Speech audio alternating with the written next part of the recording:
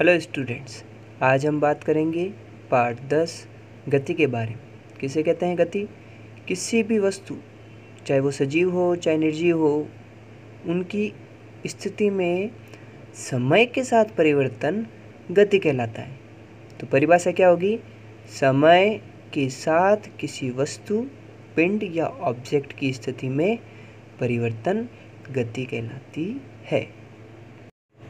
गति करते समय ऑब्जेक्ट दूरी और समय दोनों के साथ जुड़ा होता है। तो दूरी का एसआई मात्रक मीटर और समय का एसआई मात्रक सेकंड होता है। तो गति में दोनों चीज़ें होती हैं, इसलिए गति का एसआई मात्रक मीटर प्रति सेकंड होता है। अब हम बात करेंगे गति के प्रकारों के बारे में। गति के 5 प्रकार होते हैं: सरल रेखीय गति, वृत्ताकार गति, आवर्त गति, कंपन गति और घूर्णन गति। इस कक्षा में हम इन्हीं 5 गतियों के बारे में पढ़ेंगे। तो हम बात करते हैं गति के पहले प्रकार के बारे में, सरल रेखीय गति। तो कोई पिंड, ऑब्जेक्ट सीधी रेखा में गति करता है, यानी सरल रेखा में गति करता है, उसे सरल रेखीय गति करते हैं। जैसे ये ट्रक सीधी रेखा में जा रहा है, कोई भी कार बिल्कुल सीधी रेखा में गति कर रही है, तो ये सरल रेखीय गति होती है। तो अब हम बात करेंगे गति के दूसरे प्रकार यानी वृत्ताकार गति के बारे में। तो कोई पिंड किसी वृत्ताकार पथ के चारों ओर गोल गोल घूमता है, उसे हम वृत्ताकार गति कहते हैं।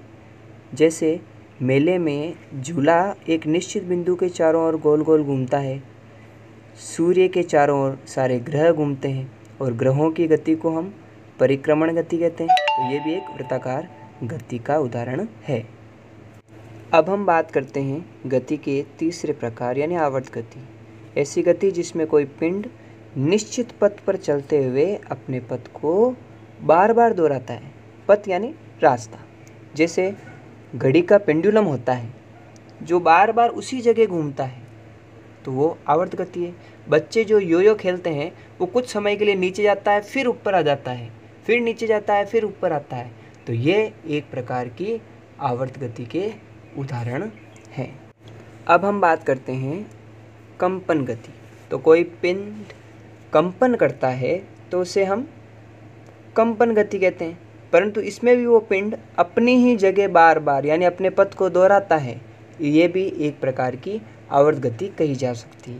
जैसे मंदिर की घंटियाँ बजाते हैं तो उनमें वाइब्रेशंस होते हैं, घड़ी बजती है उसमें वाइब्रेशंस होता है, मोबाइल फ़ोन वाइब्रेट होता है, ये भी एक प्रकार कंपन गति के उदाहरण हैं।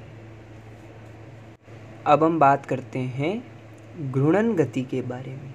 तो कोई पिंड अपने ही अक्ष पर यानी अपने ही एक बिंदु पर अपनी ही जगह घूमता है, उसे घूर्णन गति कहते हैं।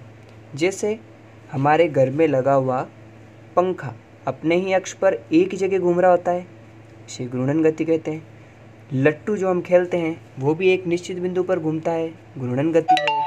महिलाएं घूमर नृत्य करती है, वो भी अपने अक्ष पर लगातार घूर्णन करती है, तो इसे भी घूर्णन गति कहते हैं। और यूनिवर्सल रूप में देखें तो हमारी पृथ्वी भी एक ही अक्ष पर घूमती है, इसे भी एक प्रकार की घूर्णन गति कह सकते हैं। तो आज हमने पढ़ा गति के बारे में। तो गति से जुड़ी हुई कुछ महत्वपूर्ण बिंदु कि 1 मीटर 100 सेंटीमीटर के बराबर होता है, 1 सेंटीमीटर 10 मिलीमीटर के, 1 मीटर 1000 मिलीमीटर के, 1 किलोमीटर 1000 मीटर के, और हम जो सीधी रेखा मापते हैं वो स्केल से मापते हैं। आगे के लेसन के लिए जुड़े रहें हमारे साथ। यूट्यूब पर रमन क्लासेस #प्रवीण और फेसबुक पर रमन क्लासेस मेरता सिटी के साथ और भी रोचक और भी अच्छी जानकारी के साथ हम मिलते हैं अगले लेसन में अगली वीडियो के साथ। Stay tune Raman classes. Thank you.